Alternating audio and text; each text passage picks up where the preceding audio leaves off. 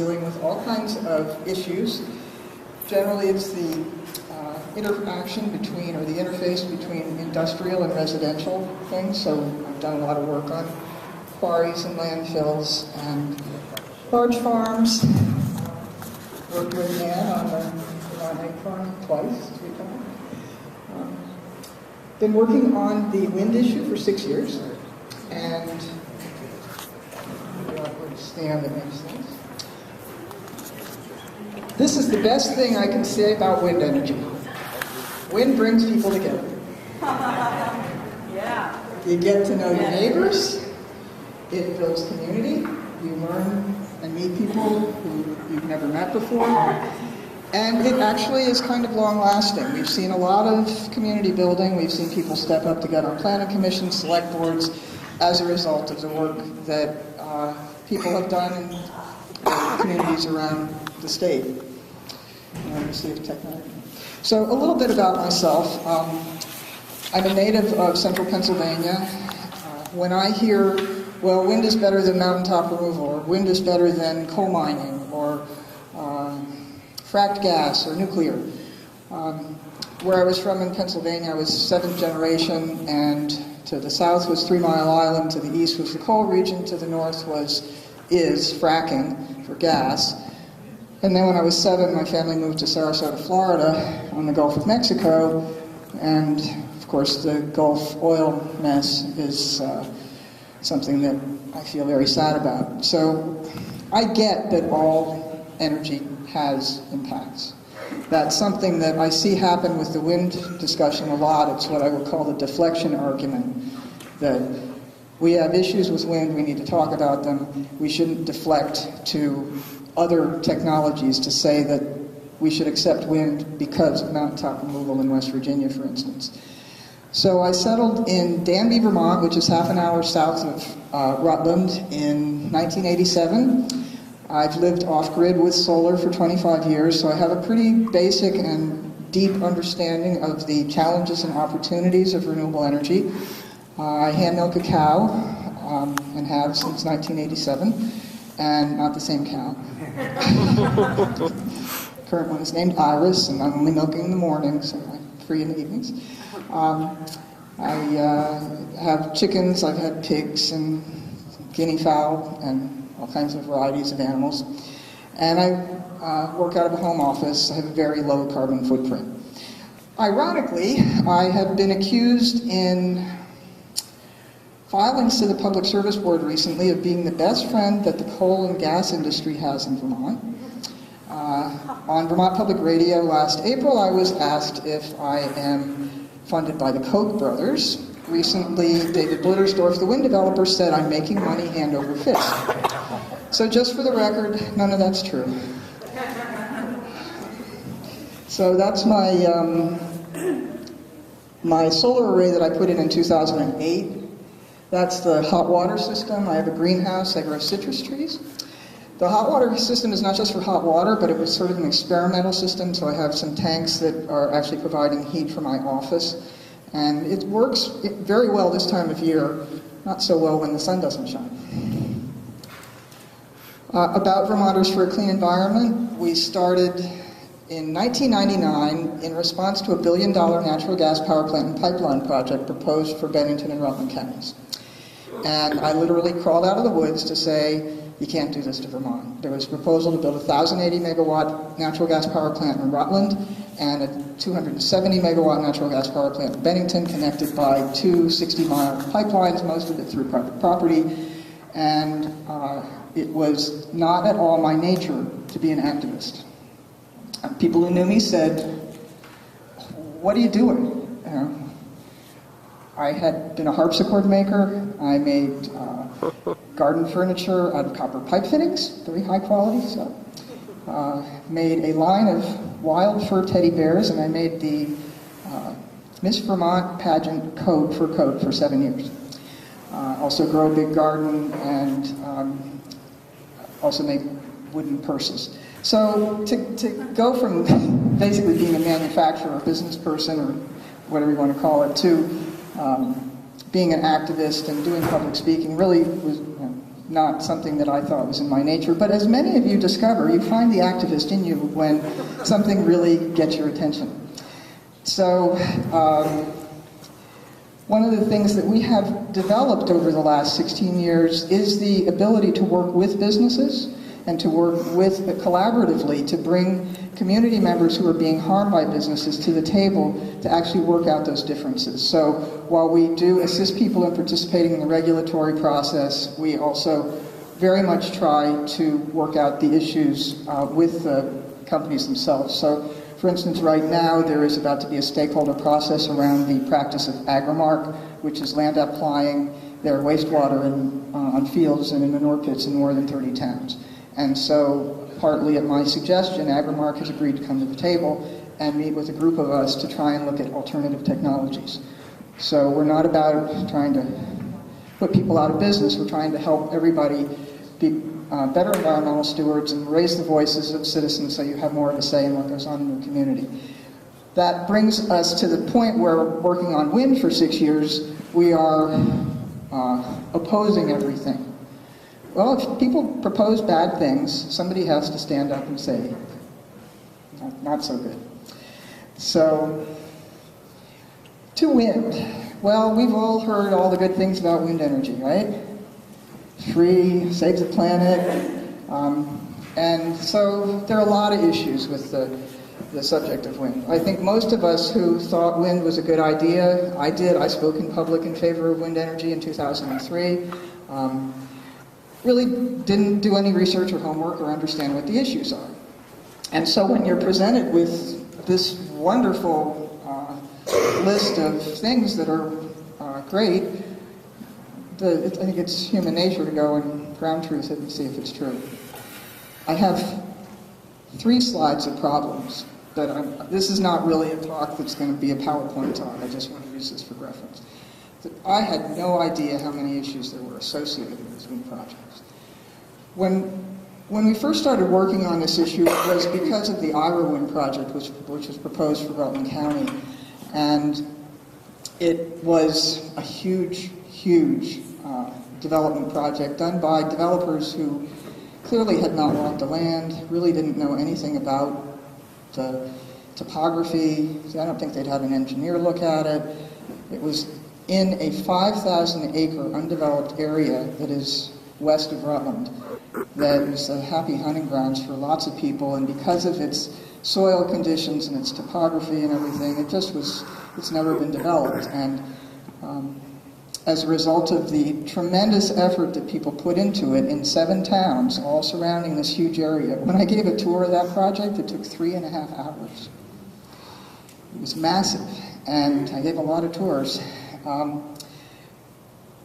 After the project was defeated, because Enel, the company that was financing it, big Italian utility, there was a vote in IRA. They voted to oppose the project and to support their town plan, and Enel dropped it. They said they weren't going to go against the town. It had been owned by Yale Endowment as a result of the effort that everyone made. It is no longer owned by Yale Endowment, and it's being held in trust right now, and it is going to be turned over to the state of Vermont when the final money is raised. So there are a lot of good outcomes that can come out of these kinds of challenging issues. But when you have a developer who comes in and has no connection to your area and plunks a project down in your area, I've seen it happen over and over and over again. It really feels very threatening to people. You really feel helpless. These regulatory proceedings cost hundreds of thousands of dollars. And there's we see a general sadness about people realizing that our government that we thought was looking out for us really isn't. And so we have to stand up for ourselves. And so that's something that I think is healthy in our democracy and something that we should embrace and try and speak truth to power when it is appropriate. This is part of a 70-slide PowerPoint, and so I just tossed out a lot of the slides. But we just heard Governor Shumlin say in that video that we got to save the planet with wind. So I just wanted to give you a little perspective. So this is the U.S. Emissions there. And this is by state. So Texas is way up there, and Vermont is over there. All right? Now, if wind turbines are saving the planet because they've been built all over the world, some data person put this together. I thought it was kind of clever. There's no real evidence that there's a correlation. That may be a cheap shot, but it is, we build a lot of wind turbines, and if it's making a difference, I would like somebody to prove it, because I just haven't seen the evidence. It's actually the issue that's interested me the most for 6 years. And there's a cover story on our newsletter over in the table. Is wind energy saving the planet? And so that was done kind of trying to put together all of the information that I've been accumulating. So there is an online version that actually has links to all the studies, so you can see what I'm referring to. After we did that, a group of us went to ISO New England just a few weeks ago with a former Central Vermont Public Service GMP engineer who helped to sort of decipher it all. So the update on it is that we learned that building wind way in the north to serve load down south is absurd. We could see the lights blinking red way up in the northern parts of Maine because it's voltage issues, too high voltage, too low voltage. And the guy who was obviously being very careful in what he said to us, he said, building far from load is just creating problems. And so we could see that wind was creating problems by building way up in the north where transmission is constrained.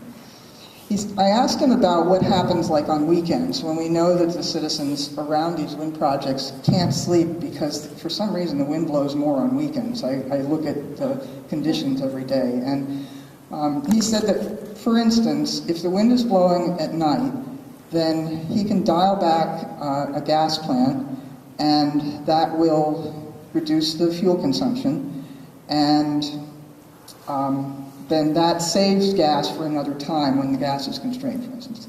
So there is some fuel savings. However, these plants that we have currently on the grid run inefficiently when they're not running at full capacity. Think about car idling in traffic. And so they may be increasing emissions in the region. We really don't know. But the fact is there's so little wind in the mix. When you look at what's going on in the ISO New England region, which is what our system is part of, peak load this summer was about 24,000 megawatts. Well, Vermont, 800, 900, 1,000. All the wind built in the region so far, about 850 megawatts.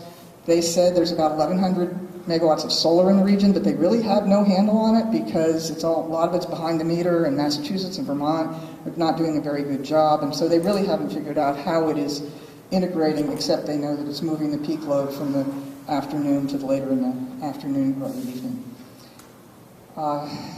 The visit to ISO New England was really worthwhile just to look at that control room, which is based on sort of the geographical layout. So the load centers, Massachusetts and Connecticut, are down below, and you could really see how the baseload plants are providing the bulk of the power. So this idea that we're somehow going to get off fossil fuels by building renewables ignores the fact that you have to have something to back up when you have to have a complete system right now to produce that 24,000 megawatts when the wind isn't blowing and the sun isn't shining. We had a 2-week period in December last year where we had no wind or sun, and Hydro-Quebec cut out, and if we were relying on that, we'd have to rely on something. So the region's they're shutting down coal, they're shutting down oil, shutting down nuclear, and it's all more natural gas. So the generators we have now need to be replaced by flexible generators that ramp efficiently, which means we need a whole new system to back up this whole renewable system. I've done some work on the Addison County gas pipeline, and somebody told me that the gas company came up with this wonderful slogan, natural gas and renewables are natural partners. Renewables energy in our grid mix means we're going to need more natural gas, and we're going to need more natural gas power plants. So there is no other solution right now. Now, living off grid as I do with solar, I know that I have to have batteries, and I have to have a backup generator. So as batteries improve, as we find some replacement for that fossil fuel generator, I have hope for the future. But right now, I have not been able to say with any certainty that it is possible for us to get off fossil fuels with the technologies we have. And of course there's Hydro-Quebec, but they don't have enough to supply what the region needs, and do we want to go there anyway? So let's see what else is coming up here.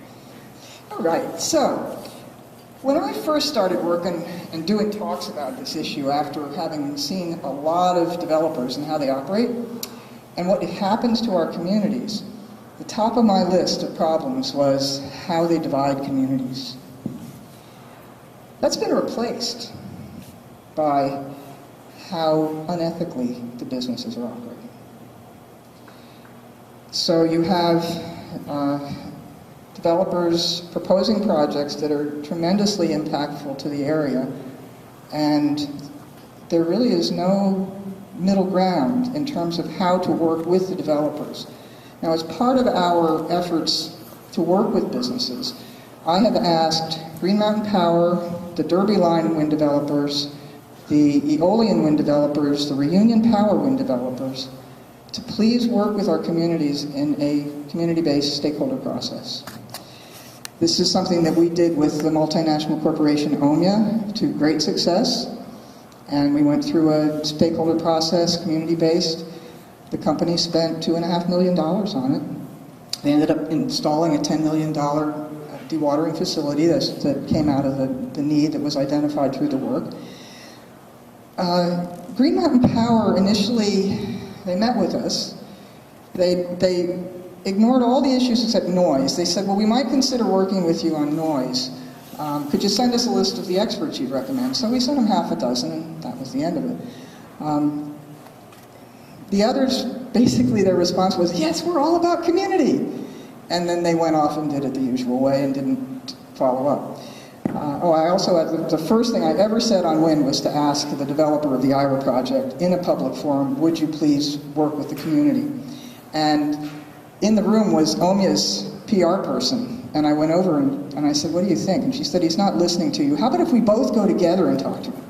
You know, what does this mean that these two fierce opponents go up together? So we went up, we offered to meet with him, talk to him about how to do a similar process, and nothing ever came of that. Ironically, in 2011, Harvard Law School hosted a forum, a 3-day workshop called Facilitating Wind Energy Development. So it was something you had to apply for. They were going to have 50 slots. I got in, and then they expanded it to 100. And there were 30 wind developers, there were 30 people from communities that wanted wind, and there were about 30 regulators from around the region. And it turned out to be the Department of Energy funding this because they felt that we were not going to meet our goals because of how the wind developers were operating and that they were not making good deals with our communities.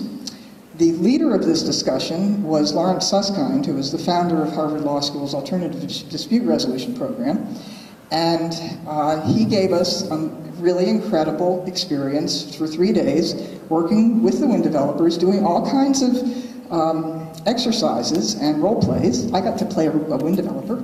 That was really fun.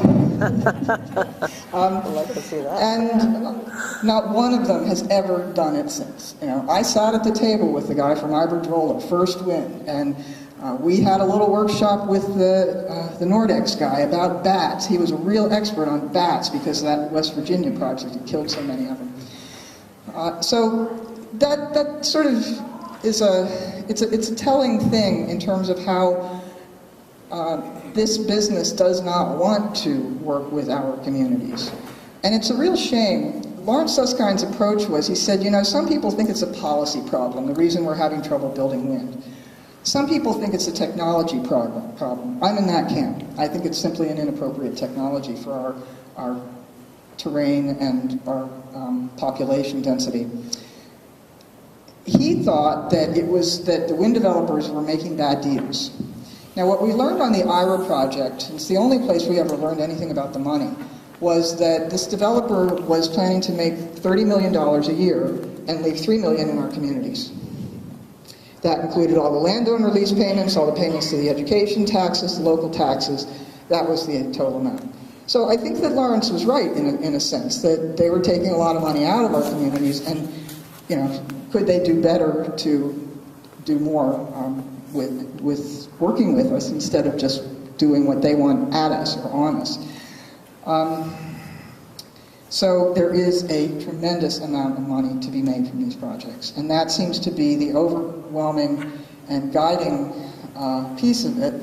As someone who's not motivated by money, I have a little trouble understanding how one can do that to someone in a community. So this slide was created during the Grandpa's Knob. I don't really want to use the word fight. It was really kind of fun. There was a lot of protesting on the street. But the developer in his presentation showed the Nordex turbine that they wanted to use, which is the big one there, which is similar to the size you guys are being contemplating. And that is the original Grandpa's Knob wind turbine. But his first slide on his presentation had them looking at just about the same size. And so we're all going, gee, I wonder what size that other one was. And so a graphic artist put this together. And when you start out, your first slide, misleading the public, that's not a good way to do business in Vermont. One of my sort of mottos is never underestimate the intelligence of Vermonters. And that's what these developers do.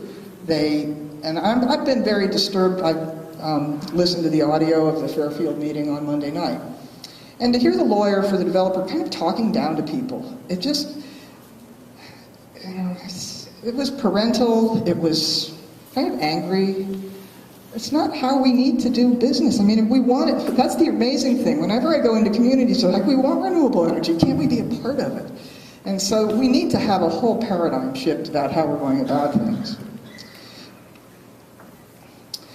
Oh, this doesn't come out too well. Well, what this is an image of is the Sheffield wind turbines at night with lights. There's so many interesting sociological studies that could be done of what happens to communities that are faced with wind turbines or that have them. One of the interesting things is that I've been trying to get photos of turbines at night with the lights, and I don't get them. And I think I learned the other day why. One of the people who lives next to Georgia Mountain had taken a fall foliage photo. And I'd seen it before. And the other day she posted it on Facebook with the wind turbines on it. And she said, it took me 2 years to take this photo. So the grief that people feel after these are built just causes people to internalize. So I only get pictures if I actually go out and take them. What's fascinating about the lighting is that you might think it's a blinking light. The first time I saw the lights on the Sheffield wind turbines was I was in Lowell and I was heading down Route 58 to Irisburg, and I was not looking for anything. I was just trying to get somewhere. And I saw this bank of lights off in the distance.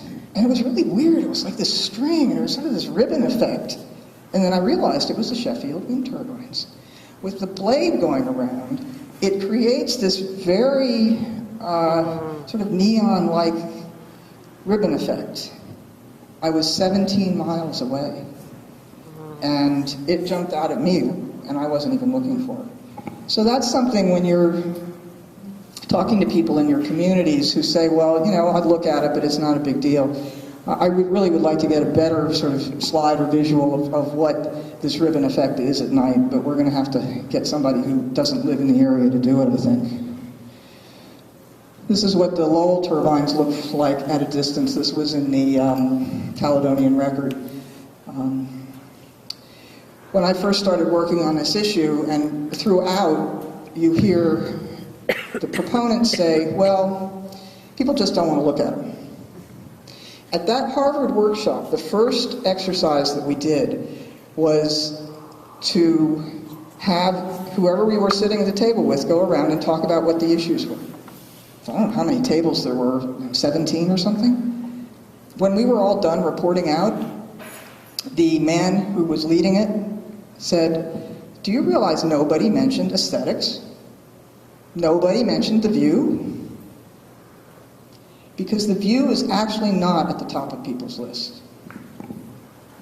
But it's definitely there.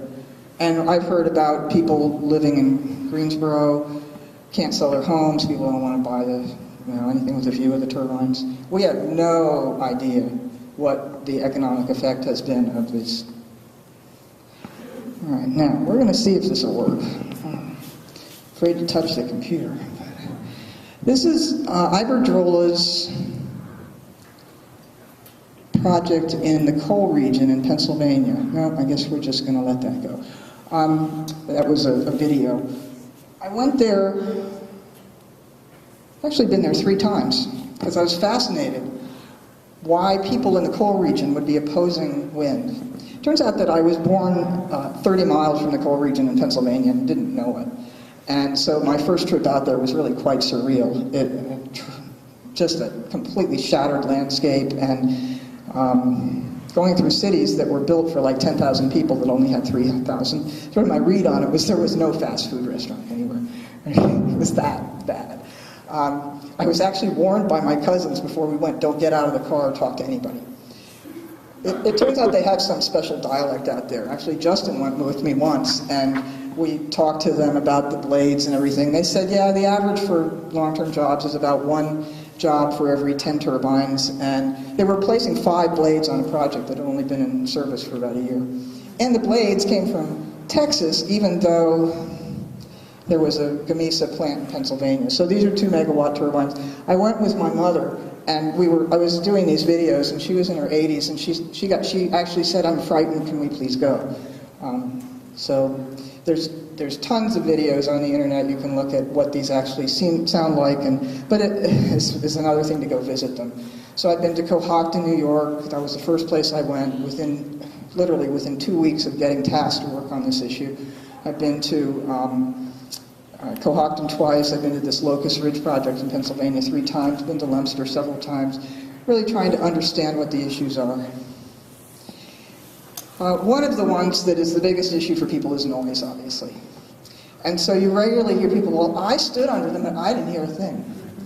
So this is a slide that is a good illustration of why. This is from NASA, Shepard and Hubbard. These are just standard, best place to not hear a wind turbine is stand under, because it projects the sound out.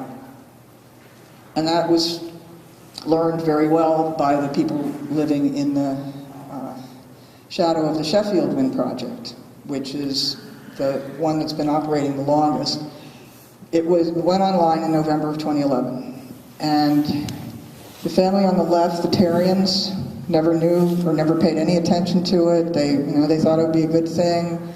On the right, the Brujas were very concerned. Paul is a former U.S. Fish and Wildlife aquatic biologist, and smart people. There's nothing like experience. So while people had concerns or didn't have concerns, the reality is that the Terrians had to abandon their home last December after 3 years of sheer torture from the noise, and the Brujas are currently suing a company called Sun Edison now, which bought the first wind project, and they're suing in federal court over nuisance. This is the reality on the ground of what's happening. That everybody at every level of government, from our federal representatives, congressmen, Governor Shumlin, his whole staff, everyone knew about the Terrian situation. 2 babies. When I met them, they were 1 and 3. And when I met little Seeger, he was 3 years old, and I asked him, so Seeger, what do you think about the wind turbines? And I tried to do it in a really friendly, happy voice. And he went like this, with both. You don't make that stuff up. These kids didn't sleep. The baby, who was a year old when I met her, so they'd been online for a year. She was born just when they came online. Had not slept through the night, but 1 night in the 3 years that they lived there. Just about a year ago, I said to Luann and Steve, I know you can't make it through another winter. And I said, I'll challenge you to go find a trailer for $10,000. And they did. And Steve's mother had a lot, and she agreed to fix it up, and she spent a lot of money to put in sewer and put a pad down, and I remember paying for that trailer on my birthday, and they moved in by December 22nd. We had many snowstorms, a car burned up 2 days before they were out, That's a lot of motivation to abandon your home and go live in a crummy trailer in winter, scared for your life, scared for your health. This is a real story, and how our government has allowed this to happen is shocking to me. How nobody could care about those two children. So when I see the community that is affected here, and I see the children, maybe you can help me understand how you can not care about the health of children and say, oh, it's all in their heads because they were opposed to it. Well, no, they weren't opposed to it, and it's not all in their heads, and it is probably the most shameful thing that I have seen in the state of Vermont where our government's responsibility lies. So people wonder about property values. Now this is material that I think I put together earlier this year, and it's sort of a rough sketch, but what we know is here are the turbines. The Terrians did list their property. They've had no interest at all. These are properties that have been on the market for more than 2 years and haven't sold. Luis Guzman, an actor, has one. I think he cut the price in half. I don't think anybody's bought it. This is a whole pocket of where we're getting a lot of complaints. We did put out a form, windreporting.org, and we've been getting complaints from people from various projects, and we've gotten complaints going about 2.5 miles from all the projects, but much further in Lowell with the bigger turbines. It's interesting to study the terrain and topography to understand how things happen. So these are the turbines, and the Terrian's home is there, and there's kind of this valley that just funnels the noise right at them. And then Meadows and Timber, that owns it, did a clear cut. They do these long, narrow things, and they actually funneled more noise down there. The Lowell project has a similar story. We've got on the one side Bonnie Day and Milo Day. During the Public Service Board technical hearing, Bonnie told me she got suicidal. She called Robert Dostis at Green Mountain Power and said, you know I'm too close. You know I'm not going to be able to live in my home. And they bought her out at above market value. And they moved. They're not happy. They were in their dream home, but at least they're safe. The Nelsons are another absolutely horrendous story of what our state has been willing to do for this symbol of green energy. The Nelson story is written up in the book Stand Against the Wind that Chris Braithwaite wrote. Chris is the reporter that got arrested up on the Lowell Mountains, and he tells their story very well. You can buy it on Amazon. I highly recommend it. It is a scathingly in-depth review of how Green Mountain Power literally brutalized these people. By the way, the Terrians have both been diagnosed with post-traumatic stress disorder. I know that just from my conversations with Shirley Nelson, she also is suffering. So what happens, for instance, they'll walk into a store and some HVAC system will switch on, and it triggers it all again. And it's interesting because we share with a number of these neighbors on a regular basis, and so I have a very good sense of what goes on. And since moving out, they've talked about how there are days when they feel like it's started all over again, and they're living right back in there, and then it takes a while to recover from that. So again, for the property value issues, we've got these properties that all sold below town assessed value, these properties sold below town assessed value. Some of them, like this one, was sold by a couple that had built their dream home, and I visited them. They both were suffering cardiac issues. The Lowell turbines went on in December of 2012. The wife was hospitalized for observation for cardiac issues. The husband, by February, had a pacemaker put in. Neither of them had ever had blood pressure issues. They were both on high blood pressure medicine. They listed their home and sold it below what they had in it, and they got out. Scared for their lives. And you know, what I hear people talk about is very similar. There is another neighbor whose actually his property is currently up for tax sale, who lived, let's see, right over there. And I talked to him. He was an engineer. He was a smart guy, and he was off grid. And he said, I'm waking up in the middle of the night and I'm having panic attacks and my heart's racing. I can't get back to sleep. I've read up on this stuff and I'm really afraid. And he left. When I think about the families, this is the home of Sam Mason. Here's the Lowell turbines. The Nelson home was right over there. This whole neighborhood is complaining. The Masons have 2 little children, 5 and 7. I guess they'd be 6 and 8 now. One of them has autism. Sam testified at the Public Service Board public hearing last May and said that his little boy, who's autistic, just doesn't want to be outside, and the other one runs around outside with his hands over his ears.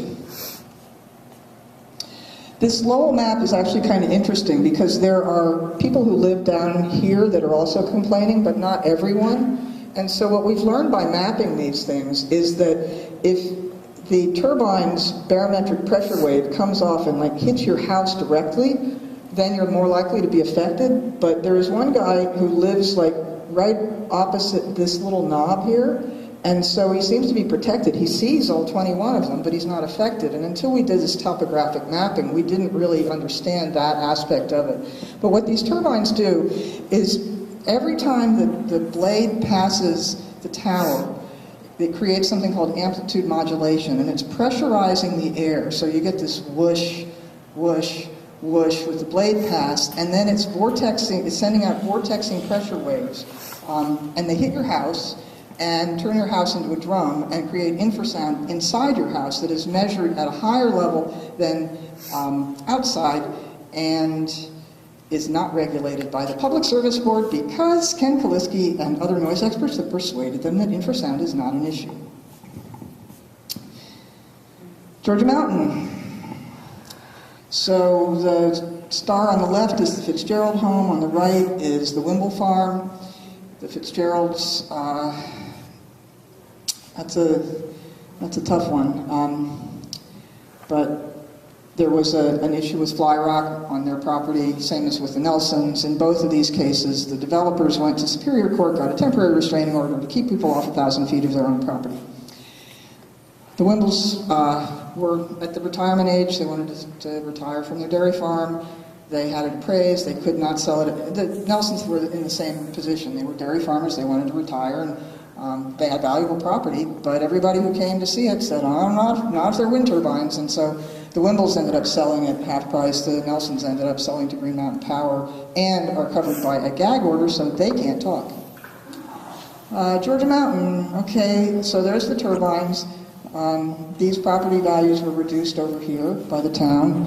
In Sheffield, actually in Barton looks out on the Sheffield turbines, the town did a reappraisal, and unbeknownst to anybody, the guy who did the reappraisal reduced the property values of everyone who had a view of the turbines by 10%. Let's see. Yeah, that's the Fitzgerald's house. They're totally hammered by the noise, and so the topography here is really complicated. Who knew? Georgia Mountain is a really complicated area. So this is where Reggie Johnson lives, and he's being hit the worst. Now these homes that I'm pointing out that are the worst hit. You're talking 3,200 to 4,500 feet away. I mean, pretty much everybody living within a mile is impacted in Vermont. So we'll leave that subject for a moment. Turbines do collapse, catch fire, throw blades, throw ice. These are issues that are minimized by the developers. There is a website called Caithness, Caithness in Ireland, that has, it's either Ireland or Scotland, that's been actually tracking all this stuff. Turns out this is very common, happens a lot, and it can go much further away. Is that an interesting conversation at Town of Swanton?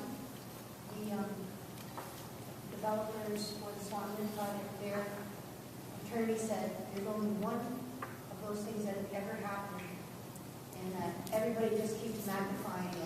Well, he said there's only one that's ever happened. And we keep showing the same one over and over again. yeah. Well, then We're misinformed. This one is actually Searsburg. It collapsed. It had a fire not too long ago. Somebody has a video on a phone that I haven't gotten yet. It happens all the time. Just recently, within the last 6 months, there was one a week. They do, and if you're going to live near them, it's an issue. I'm sorry. It's something that you should be concerned about. Don't apologize for it, but go to the Caithness website, and they have a whole database. They've been tracking it. This is the sort of thing that brings us to the issue of it not being an ethical business. There's no transparency at all. All of these things should be reportable. There should be a database. There should be safety for the workers, and it's just not there. Property values again. Okay, so they were telling us how the property values aren't affected. Well, Justin has a camp over in Leominster.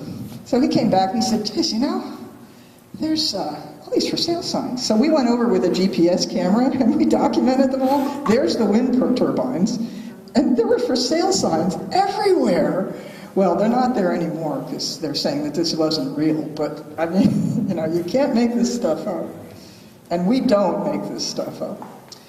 So blasting's a big issue. I don't know how big an issue it would be, but there would have to be some fill, and so they would do blasting to do cut and fill operations. And this is a 25-foot rock cut. Deerfield Wind, which the governor is supporting on U.S. Forest Service land, has rock cuts up to 25 feet. It's in the headwaters of Wilmington, which had the most severe effects from Irene. It is in critical bear habitat, where the State Agency of Natural Resources opposed the project because of the bear habitat. There is now a bear study that they have found that just one of the two ridgelines uses, 40 bears use that for food. So somehow it's a good thing to destroy critical bear habitat for pinwheels. This is on Georgia Mountain. It's mountaintop quarrying. I've done a lot of work on quarry issues. I am shocked by what is being allowed on these mountains. It's the Wild West. It's not regulated. Quarrying is regulated and the blasting is regulated through Act 250. The Public Service Board's done a terrible job with regulating blasting. So here's some good news. This is the current list of towns that have voted. And right now, when people are educated and they have a choice, more than 60% of Vermonters oppose wind. Now, one of the reasons that we haven't succeeded in getting wind developers to a collaborative stakeholder process is because the more people learn, the more opposed they become. There are several select boards who have opposed the project, and I added Swanton. So what we've seen over time is that pro-wind groups don't form. We've seen the Reunion Power developers proposing the Pittsford Wind Project tried to incite people to form a pro-wind group. They even offered to write their letters to the editor for them, but it didn't work. It's just, Vermonters don't want wind unless they're somehow getting money for it. This is the updated map of the wind projects in Vermont. VCE has been involved in helping defeat the Derby one, Newark, Waitsfield, Northfield Ridge, the Grandpa's Knob one, and Ira. This one, Manchester, has been hanging out for 10 years. Eden is hanging out. Both of these have net towers on them. Wyndham Grafton is going through horrible pains after 3 years of Iberdrola hanging this out. They have meetings in Wyndham on Tuesday night and Grafton on Monday night. Yet another meeting where Iberdrola is coming to update them. Searsburg is built. Lowell and Sheffield and Georgia Mountain are built, and Deerfield is currently in compliance filings at the Public Service Board. So while there are a lot of X's on that, there's a lot of pain and suffering going on around those ones that are red. And when we have these blustery winds like we've had the last month or so, people are hurting. They're not sleeping. So I made the ChamplainWindPark.com website. You're all welcome to go look at it. It's night and airy like wind developers make them. This resulted in a front page story in the Burlington Free Press and the Rutland Herald, and an editorial by the editorial writer of the Burlington Free Press, who had written something before this called "We Have to Take a Leap of Faith and Support Wind." And after I did this, actually, was when Candy Page was at the paper, and I sent it to her, and she says, "What is this? What is this?" And I said, "Well, what do you think?" And she said, "Did you do this?" And I said, "Yeah," but she bought it initially. And so The next editorial that the editorial page writer wrote said, let's think about where our energy comes from. Now, if you go to this site, you'll find that there are a lot of comments, and they're all pro, like, bring it on, yes, great idea. So, the wind developers say there's no wind resource in Lake Champlain. I've also made the Mall Wind Park. That's on the Washington Mall. They haven't gotten any traction on that, but it's the exact same distances from the White House and the Capitol as the Georgia Mountain Project. I put one in the reflecting pool, too. So I'm going to stop, but I just want to run you by these next 3 slides. That's my first issue, problems within wind energy with neighbors, environment, and policies and technology.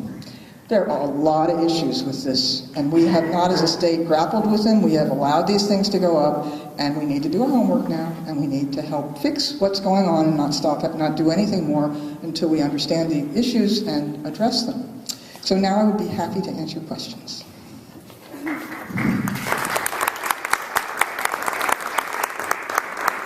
Blocking you.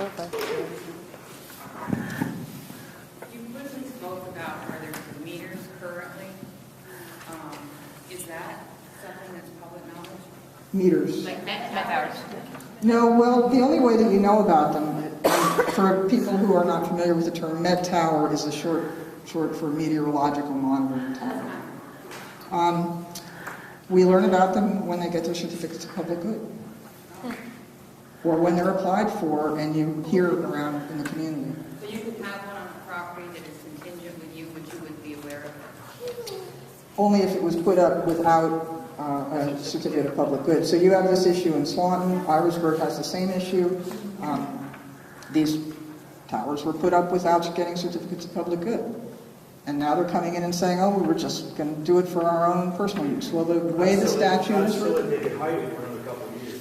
Well, Swanton's been up for 4 years, we just found out this year. So, like, they can just pay a fine, a small fine for having it there without letting anyone know about it. So it gives them 2 years to plan before anybody even has a chance to fight. So their out is the way the statute is written. It says that if you're contemplating a commercial wind farm, then you need to get a certificate of public good to measure the wind. There's another way for them to get away with it, and NextEra did it in Berkshire. They put up a SODAR box, which sends out pinging noises, and we learned about it because somebody sent me a newspaper article from the local paper where NextEra had been sued in small claims court by a neighbor who came up from Massachusetts to escape the city, and he had his little camper up there, and he was being driven crazy by this pinging noise.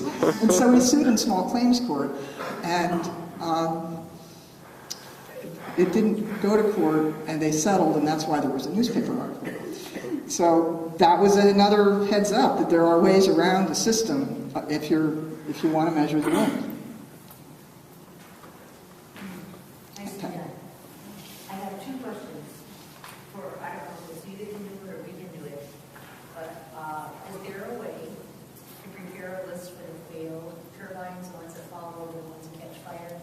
Because every time we have to sit and listen to tracks, and it's always the same story. This is not true, it never happens, it's only happened once. So if we can be prepared the next time we go into a session. Go to the Caithness website, and I can send you the link if you can't find it. Yeah. Okay. And the other one is when we were at the Fairfield Select Board meeting, there were pictures that they carefully put together and compared. This is what this mountain looked like when we were building on it, and this is what it looks like now. But the one that was missing was the picture of what the mountain looked like before they did anything to it. I can't imagine those pictures don't exist someplace. You can look on Google Earth, they have a historical slider, and you can just go back in time and see. So that we could have our own, Yeah. we could have our own comparison of, this is what it started out like when Mother Nature was done. This is what it looked like when we blew it apart, and this is how wonderful it is now, and it's all coming back. One of the issues that we've had initially with the simulations that are done is they never ever show the road networks. They never, it's like they're magically just growing out of trees. Yep. And so the level of destruction that happened at Lowell was absolutely shocking to people.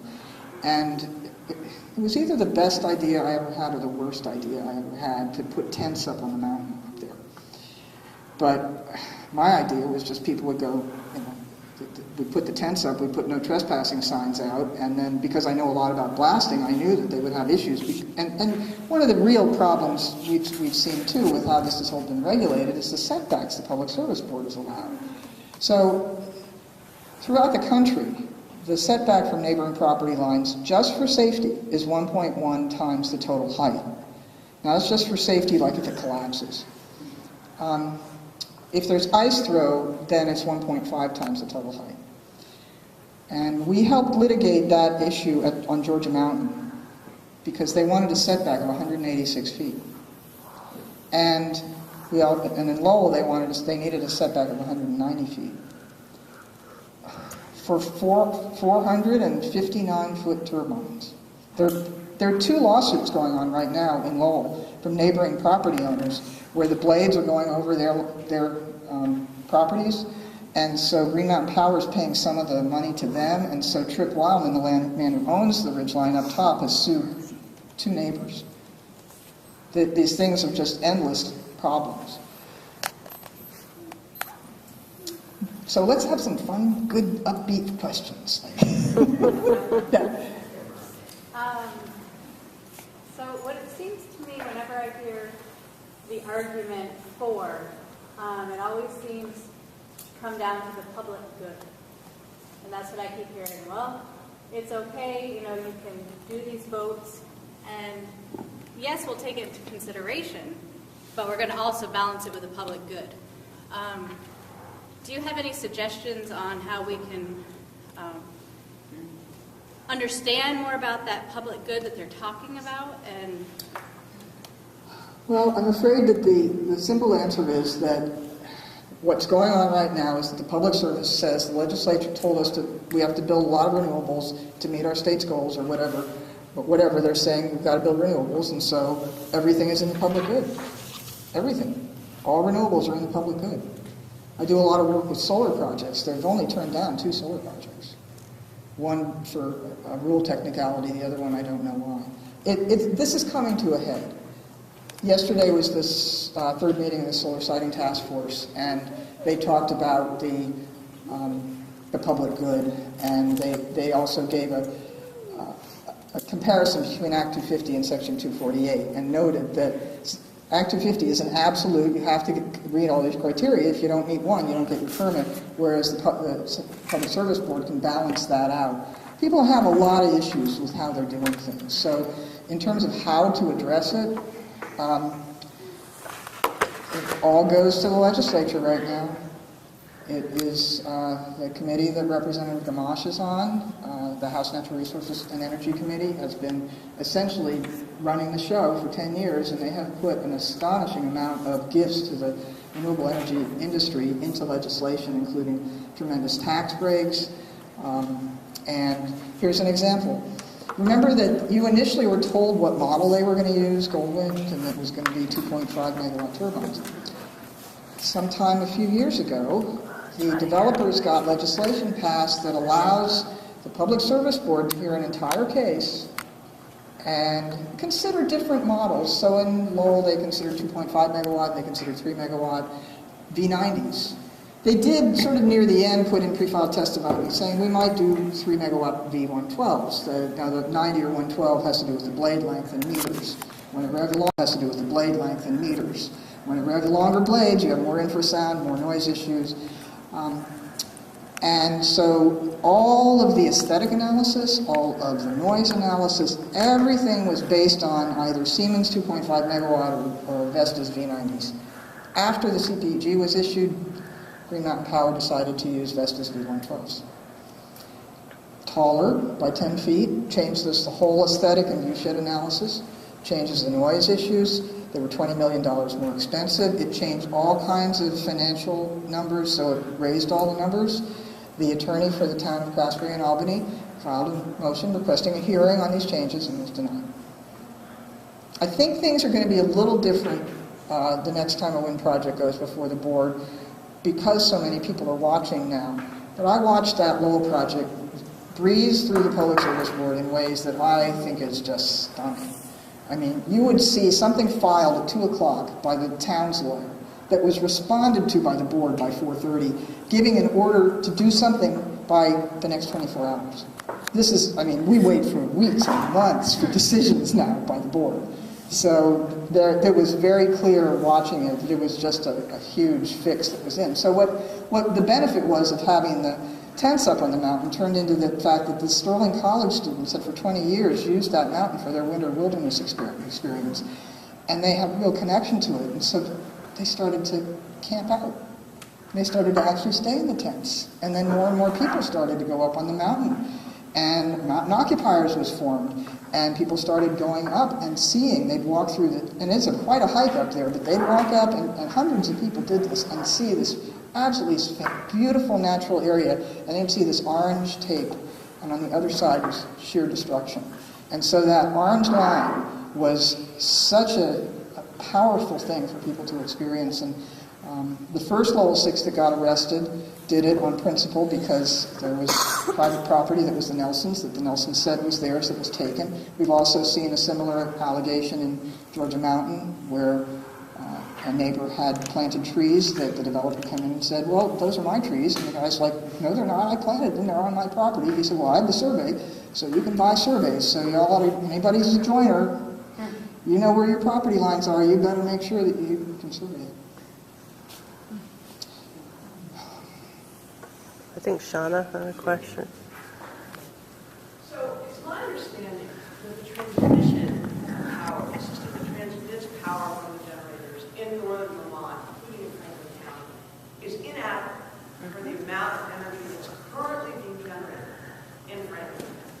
And that as a result of that, the windmills on Georgia Mountain are curtailed on a regular basis because the power that they generate cannot be sent anywhere without bringing the transmission grid into a crisis. What do you know, first of all, is that? What we've heard, and the rumor mill in Vermont's very good, but trying to get actual facts is really difficult. What we've heard is that the transmission for Georgia Mountain is constrained, and that it basically goes to Husky. So there was a day within the last couple of weeks where I noticed that there was a lot of wind in the mix. You can go to ISO New England's real-time graph and see what's going on. And I've done it enough, like every day for over a year. And what we're doing, like with the neighbors, is trying to correlate what I'm seeing on the ISO grid mix with what they are experiencing. And so on that day, I checked in because I could see, you know, on the grid mix, you'll see that there might be 10% renewables being generated. And that, if you then look at the fuel mix of the renewables, 40% wind. That's a lot. That's a huge amount of wind. So I know people are hurting. I checked in with a Georgia Mountain neighbor and they were off. And I think it was a Saturday. So I think Husky must, you know, the next piece was Husky shut down. What we learned when we went to ISO New England from the very careful presentation we got was that the basic response and interaction that ISO New England has with the northern, all the northern wind turbines is to curtail them. That's, you know, and they, you know how they do it? They make a phone call. They call them up and they say, it's too much wind, shut them down. Sheffield is operating at something like 25% capacity factor or lower. And we've heard that before First Wind sold the whole company to Sun Edison, we had heard that First Wind wanted to sell the project. And I believe it's because it's being curtailed so much. So, you know, trying to get real answers about how the grid works and what's going on, they're all very, very careful about it. I can answer. So Penny and I are joining Annette. So I asked Green Mountain Power that question directly, recently. I've asked it to them a couple times. Green Mountain Power says they are against this project for 3 reasons. The first reason is the Swanton Select Board has come out against this project. That's why it's so important that we vote on the 17th of November to support our select board that has researched this, they've done their due diligence, they've consulted their attorney, they've brought experts in to advise them, and they've come to the conclusion to oppose this project. That is the first reason that Green Mountain Power, VEPSA, which is the 14 independent power producers, Washington Electric and Burlington Electric have all opposed this project. and they put their money where their mouth is, and they've told their lawyers to file a motion to dismiss against this project already.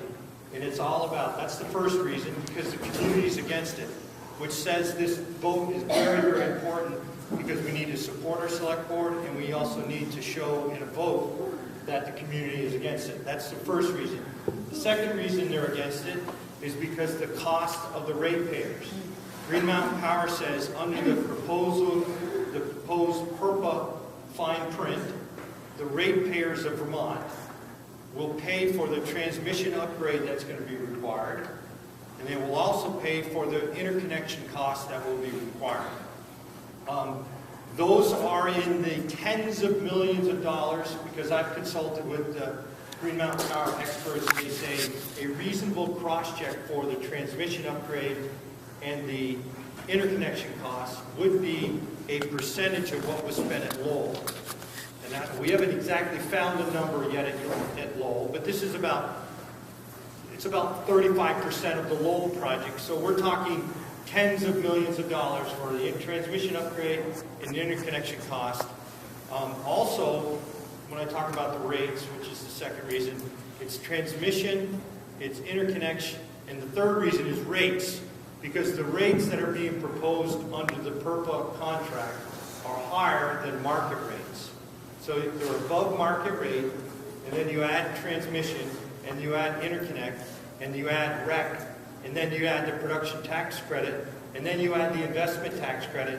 When you add all those things up, it's a lot of profit, which is driving the developer, but it's also going to impact negatively ratepayers. And that's why Green Mountain Power, Washington Electric, Burlington Electric, and the 14 independent producers of VEPSA are against this project. So that's kind of the detailed answer of the curtailment and the challenges of moving the electrons. And I asked Green Mountain Power directly, is this some kind of a negotiation that you're going through to perhaps negotiate a more favorable rate? They said absolutely not. We are not in a negotiations for this power. We're against this power for the three reasons that we've stated. There is no negotiation that's going on. We're against the project. There's a third reason, and it gets the crux of your question. The third reason is in this part of the state, we cannot accept any more wind in our portfolio because of Lowell and Georgia Mountain, because the attributes of wind do not, our portfolio is full. So you're exactly right, and those are three reasons why the professionals, the people who keep the grid going, are against this project. So, this isn't making any sense to me. So if the town of Swanton's board is against it, and the power company is against it, who's wrong? Well, so the developer has gone forward.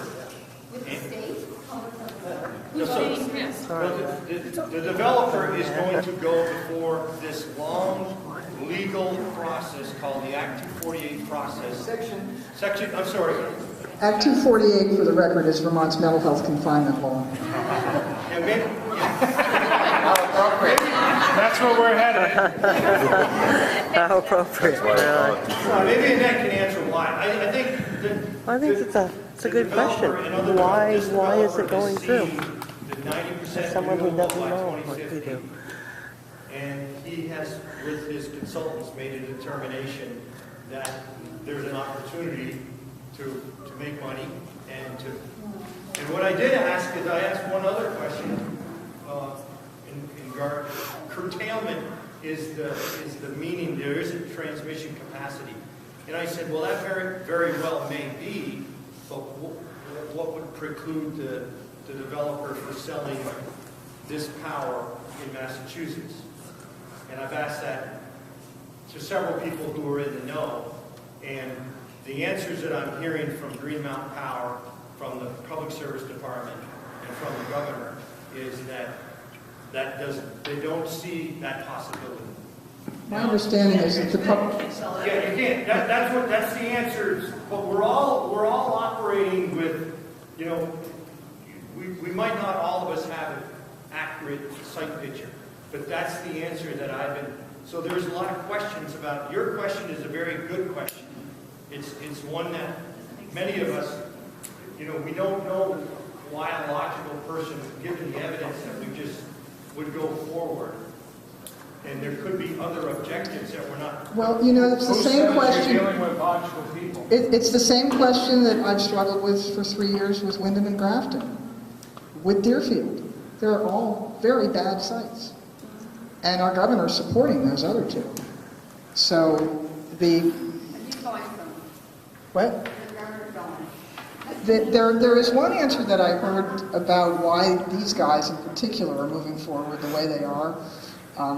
Billy Coster at A&R is the planning guy, and I was talking to him a few months ago about what are they thinking? That homes are too close, it's a wet site. There are so many reasons why this is a bad project. And he said, I think they're out of touch. That kind of sums it up. So you combine that with a landowner, and we see this with the landowners. It's actually Meadows and Timber that is pushing the Wyndham Grafton project, and they're getting money from the Sheffield project. That's their land. So you have a landowner, similar to Lowell, where you had a landowner who really, really, really wants to make money off his land. And when you have a combination of the landowner wanting to do it, somebody putting up the money, wherever this money's coming from, and then you have this company, Vera, which I'm seeing all over the place doing things that are simply not ethical. The fact that Travis, in his pre-filed testimony on the Met Tower, actually blamed his consultant for not advising him, I thought was fascinating. So you've got this unholy alliance. Now, the 70-30 transmission split is interesting because in every other project, the developer has to pay the full cost of the transmission upgrades. That's actually what stopped the Eolian wind project in the Seneca Mountain area. They got a number of $80 million to do the transmission upgrades.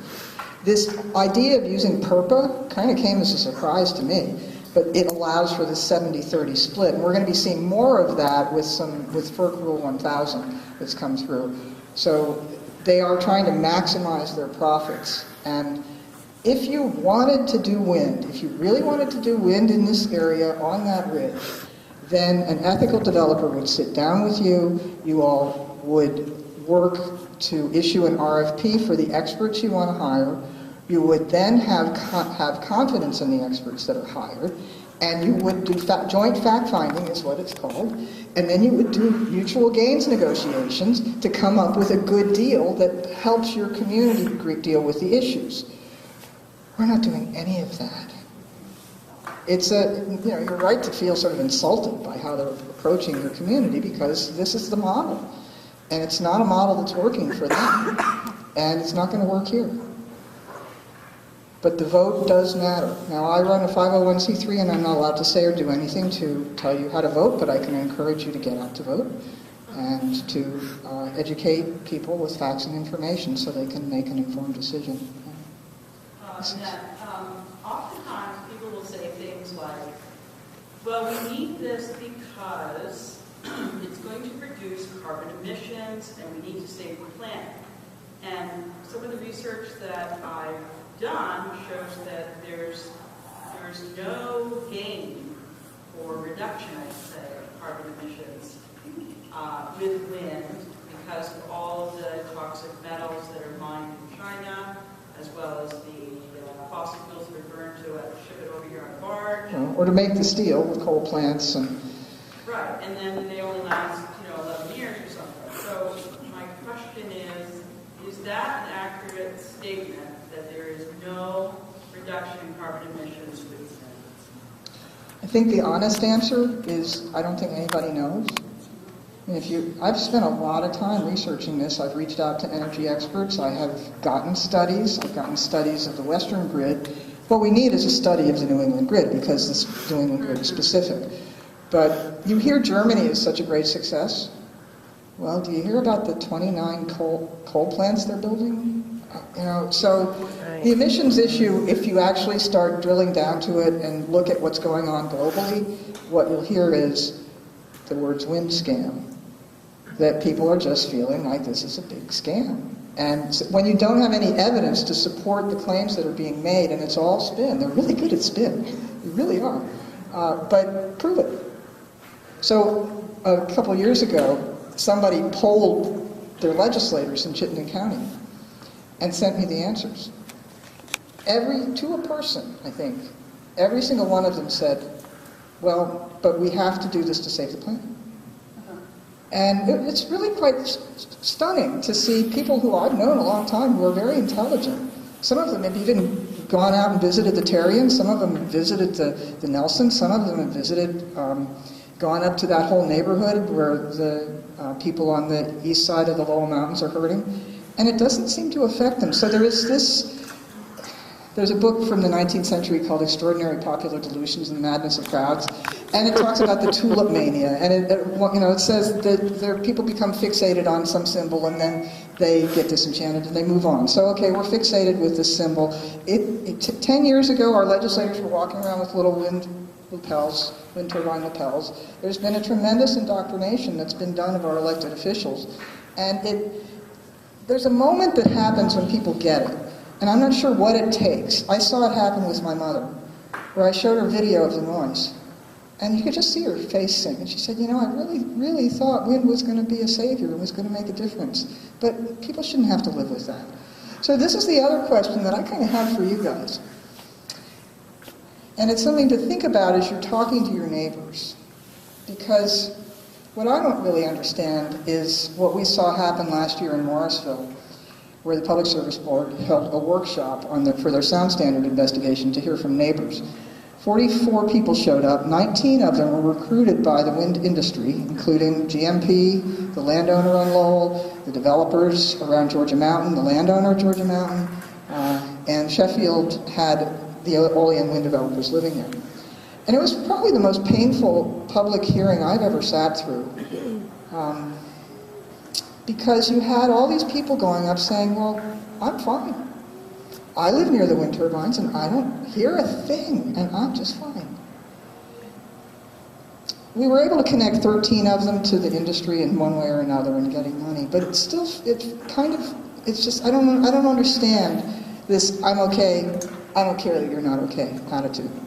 It's really perplexing, and it is one of the most painful things that happens to these communities.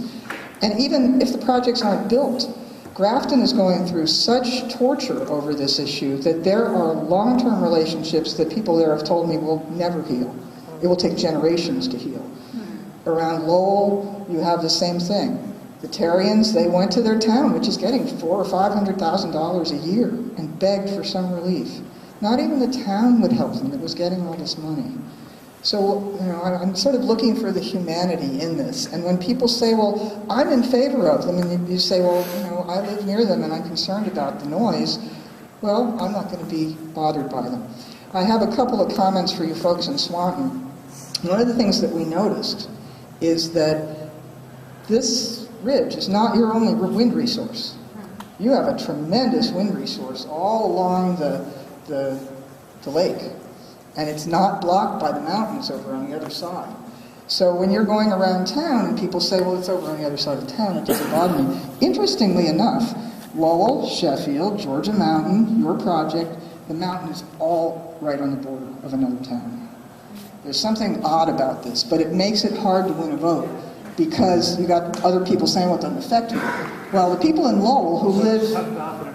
Well, so talk about the wind resource that you've got down there. This is not the first place. You get something going and they say, oh, well, Swanton's a great place for wind turbines. I mean, I was down in Massachusetts a couple weeks ago. It turns out I tried to take a break. I ended up in a bed and breakfast 2 miles from the Scituate wind turbines and looked across the bay to the 4 Kingston wind turbines. And for tremendous pain and suffering going on around just one turbine. So it's something that you need to help educate people to, just because it's not right in their backyards. If the door's opened here in Swanton, it goes further. Yes. Do we have any idea how much a developer gets in the way of subsidies? In the way of subsidies, well, this is another curious question about this PURPA effort that Travis is doing. When we were at the Swanton Wind Fair that we held, the reporter for the St. Albans Messenger came and talked to me, and it turns out he also works at a law firm, so he was quite more intelligent than, and knew a lot more than I would think a reporter would. He told me that Travis was not going to sell the renewable energy credits. And Travis has said, I guess, in public that he wasn't going for the production tax credit, but his wife has told people in private that they are going for the production tax credit. The lawyer, Anthony Arapino, the ironies in this one, Anthony was the water guy for Conservation Law Foundation. Now he's saying the water is great, and he's defending the Agency of Natural Resources, whereas before he was like slamming them all the time. And, oh, by the way, he now works for a public health nonprofit in Vermont. And I listened to the audio of the meeting, and I heard him talk about how, this was the Fairfield meeting, there is no production tax credit. Well, not only is that not true, but Travis has done the work to qualify for it. It was extended retroactively through the end of 2014, so if you have done work that can show that you have done a certain percentage or put in what they call safe harbor, and you can get your project online, I think by the end of 2016 you can qualify. And so that's why they're on kind of the fast track that they want, but everything that I've seen is he's done the work necessary to do it. So he's saying there is no deadline approaching that he has to meet. Right. He's not fast track, but there is. So Chris Recchia is on Vermont Digger saying that it's not about global warming. It's about creating an environment of stable energy prices down the road. This is such a hard topic to discuss because first you say we're going to save the planet and address climate change. Okay, well, if they don't have an answer for that, then we're going to get off fossil fuels. Oh, wait a minute, we're not going to do that. So now we're going to stabilize our prices, and there was another piece to it too. So there was a thing on the news the other night when we had the Swanton meeting. I watched the news before the meeting about the underground transmission line from Hydro-Quebec going along the eastern coast of Lake Champlain down to Benson, and then cutting halfway across the state of TDI Vermont. Clean Power Link. And they said that was going to bring in 50% more power than what Vermont Yankee produced. So if they produced a third, so then we're into we're into a third plus a sixth, so we're into half of our power. Oh, well, all that power is going to Massachusetts. It's not to Vermont. No, I think if we just wanted to be realistic about where we are in Vermont, we're certainly spending a tremendous amount of energy statewide. I mean, the amount of time and energy the public is being required to put into this energy discussion is absurd at this point. Why don't we just take that TDI Clean Power Link by eminent domain? We got 1,000 megawatts of power and we're done. That's the cynical me talking. It's like, if it's just about getting renewable power, we've called Hydro-Quebec renewable, so let's just buy the 1,000 megawatts from them and be done with it. Now, this is another interesting thing about this H40 Act 56 bill that was passed. What that bill did was it changed the way that Hydro-Quebec power is allowed to be used to meet Vermont's renewable energy goals. Previously, under the SPEED program, it was not allowed to qualify. The main thing they did with that legislation, that was a must-pass bill, was to allow renewable energy, Hydro-Quebec's environmental attributes. They're not called RECs because they have no value in the rest of New England because they are not, no other state has declared them to be renewable. So if a utility wants to meet the state's goals, they can buy the non-REC and environmental attributes for a cent instead of the wind and solar for 5 to 7 cents. What that then means is that when you point to any of the renewable projects in Vermont right now that are the big solar, big wind, none of that is renewable energy for Vermont, and won't be, because they also did not put in anything that requires retiring those regs over time. And so they have left this wide open. So Deerfield wind, Grafton wind, they'd all sell the regs. So to meet our goals in state, there is a 10% requirement where they have to retire the regs.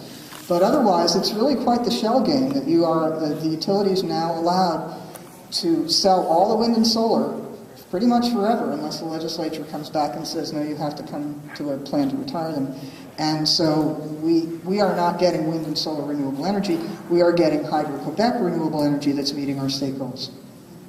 And very few people understand that's what they did, including legislators who have come to me and said, would you please explain to me what we just did? Yes? Seeing that photo over there of the Rocky Bridge side kind of brings it to life, because before I was looking at 7 turbines, and now when we look at it, they're going to think that 2 and 2. Isn't that going to amplify the amount of noise, double it, because you've got 2 here and 2 in the front, and we're like right there? I've never seen any of the projects where they're doubling up on the turbines 2 and 2. It's usually along the ridge, you know. Well, Sheffield is odd like that too. That there's no simple answer to these things, because the acoustics are site-specific. That's the thing. You don't really know until it's up who's going to be affected or how badly. I mean, clearly you're in a horrible position. I would say that it's going to double it. It's going to actually amplify it, because you've got them piggyback, and that wind's going to come. You might think that, but don't say it, because we don't want to put out information that we don't know and we think. I know, but that's Just what like it's we going don't to look want them like. to put out In my mind, information it's going to double the noise volume, because there are 2 and 2. When the wind comes from the back of the Fairfield side, and here we've got those 4, instead of a ridge of just, I think you're talking about grades of bad. It's not a good scene for people who are living as close as you are. Well, in your maps there, every one of the ones you showed homes, and it showed homes within a 2-mile radius. Right. There was none that showed homes within a 1-mile radius. Yeah, we've got the 1-mile map on most of those. And this is where we have 134 Exactly. homes. And The pink is the 1 mile, and the yellow is the 2 mile. okay, but it doesn't list it, the number of houses. 137 structures within 2. Now, you are correct that your site here is as bad as we've seen. These are extremely remote sites. There are not many people living within 1 mile of any of these projects. But the ones that are hurting. And if they're not, they're lucky. Yes? What would happen if you, the Association of Rocky Ridge, got a lawyer and put a lawsuit in towards the developer saying, whatever my property value goes down, if that happens, you are paying. So Paul Bruja did a lot of work investigating preemptive lawsuits before it was built, and could not get a lawyer to think it was a good idea. Peter Langrock is currently taking cases around solar projects. He's not filing a suit until the projects are built. It's preemptive lawsuits can be done. I know that a project in Alabama just got knocked out by a preemptive lawsuit, but if you can find a lawyer to do it, try it. But that's a challenge. I just want to mention to the group, I can't remember if this came up, and then ask Annette a question too. I'm not sure if you're aware that these turbines are the tallest in the state so far, proposed. Some of the people here, if you didn't know, closest to any homes yet. So we're really afraid for the quality of our lives. And your home is your biggest investment. Really. I mean, other than within your family, that you love and cherish. And the Public Service Board doesn't consider property values. However, they did something odd in Lowell. They're doing some odd things around solar now. They're at least allowing towns to look at what the tax implications might be for the town. But I guess what I'm wondering, Annette, and I don't want to interrupt people's questions, if you have questions about wind in general, but for our group, what we've been doing, and if you can think of what are our top, because the amount of work is enormous, and we've all been working very hard, and if we've convinced any of you over to our side, we can sure use you. But what are our top 3 things that we should focus on in the next month? Based on what we've been doing, I guess, to try to win this. The fact that you've got a vote coming up Yeah. really is a lot of pressure, and so it is important to go door to door. Every town that's defeated a WIN project has done that. They've gone door to door with their educational materials. Educate, educate, educate. The DVD that we only saw part of, you can find it online, vermontenergyoptions.org, and it's all one word, vermontenergyoptions.org. That video was made by professional videographers who have worked for Bill Moyers, who have done videos for Frontline. They've done videos on actually dirty coal and on climate change. So it's an extremely effective tool to educate, along with like the Energize Vermont flyer and your own information. It does not take long to educate people who are open and want to learn. If you have people who are hostile, just move on. When we were looking at the IRA project, we came to the conclusion that roughly 20% of the people are going to be in favor of it, and there wasn't a single thing that you could say to dislodge their beliefs. And just don't fight. Just move on. Right. And so you have an opportunity to get the vote out. You have an opportunity to, and so right now, I'd say that has to be your focus. I mean, what you are facing, if this files with the Public Service Board, is, and I think Chris Recchi may have even said it yesterday at the Public Service, at the Solar Task Force. I think he said it was a brutal process. I've been saying that. The DA Commissioner of Public Service said it. You said at the meeting the other night that the next project that comes in front of them is going to have to answer the sound. Well, even if they have to answer the sound, what it takes to participate in this Public Service Board process is surreal. And it will consume your lives for the next year. I mean, what is being done to your community has been done to community after community after community, and we've seen it happen. And what I have advised people who are in your position who have succeeded is do everything you possibly can right now to save yourselves from having to go through that process and having to live with this. I mean, I think a lot of us were really shocked that these projects just kept getting approved and getting approved and getting approved. I'm not sure that the Public Service Board even wants to deal with another one of these things. So your efforts within your town, more towns, okay, you've got how many towns around? St. Albans, Fairfield. Swanton, Highgate. What happened with the Grandpa's Knob project was very interesting. There were 4 towns, Hubbardton, Castleton, Pittsford, and West Rutland. West Rutland had supported the IRA project. Pittsford routinely was a major booster of their industry, some of whom had land that they wanted to lease for this. And the citizens got educated. They went door to door. We worked both in each town, and then we had a 4-town group, and we had regular meetings. They went out, the developer held private meetings for landowners who lived nearby, and so instead of going in, people picketed outside, and we really had a lot of fun. Picketing is really, protesting is very effective. I mean, as you guys did with the Renewable Energy Vermont conference, and a lot of press. The fact that we're at a point where the best advice is go get a sign, and I have said numerous times that it's a far better use of your money to go buy signs and make signs and go out and picket than it is to participate in the Public Service Board process. And one reason I'm helping people participate in the process is because ethically, I really can't advise people to hire a lawyer and experts and spend the money, because at the end of the day, in every single case that we have seen, the response is, or the reaction of the people who participated is, it's as though we weren't even there. So you do not want to get to the Public Service Board, you want to stave off the filing, and you want to help educate in all these towns, because if all 4 towns were to say no, then you would be in a better position. Now, I was asked to go to the Hubbardton Select Board because they were being asked to negotiate a host town agreement. And so I went there, and I had 2 copies, and they're thick documents. And the chair looked at me and he said, can we just vote no again? You know, do we have to do this? I said, sure, vote no. So they voted no, just the Select Board. And then Castleton Select Board voted no, and then Pittsford Select Board voted no, and then to our amazement, West Rutland Select Board voted no. Out of 19 selectmen, 1 had to recuse himself, only 1 voted yes. That's a very effective message to send, so it didn't even require the townwide vote. Right. It was only, and then one town, Hubbardton, did vote, it was 94-6.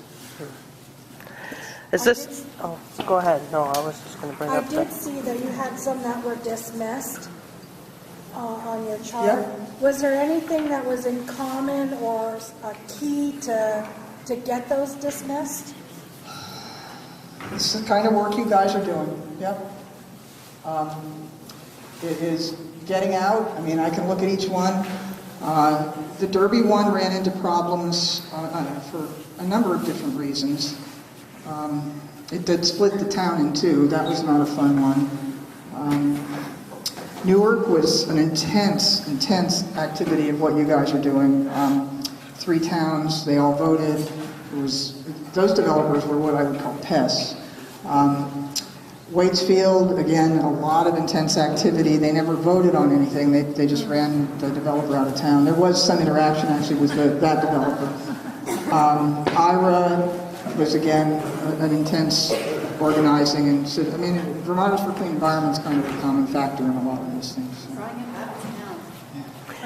could I, How about the last question, just because I know what it's like to drive at the end of the night, so. I'll be quick. Is everybody aware of who the developer is? We talk about the developer, but right. do they know? Yes, so the landowner is Travis Belisle, and he is a local person who, the spin is that... Do they have anything to do with city extension stuff? Oh, yeah. Or you may want to think about where you do your buy your lumber and so on and so forth. Another way of doing it. Right, Can so I, these are the sorts of- before everybody heads out,